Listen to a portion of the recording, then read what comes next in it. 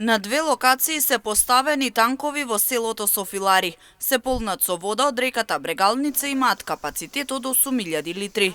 Предвидено е 2 хеликоптери да можат да црпат вода постојано и на тој начин да реагираат во гасењето на пожарите. Оддалеченоста на базените со вода од активните пожари е 6 километри.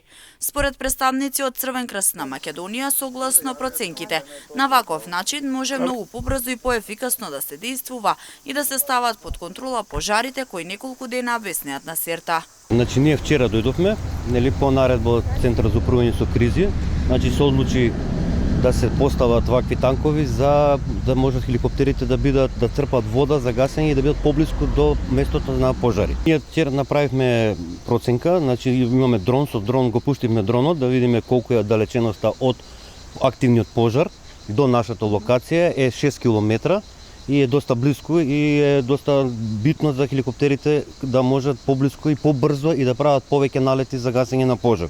Инаку танковите, како што рековте, се 8000 литри, но тие се поврзани со црева и црпат вода од Брегалница, каде што постојано се полнат, капацитетот е постојан.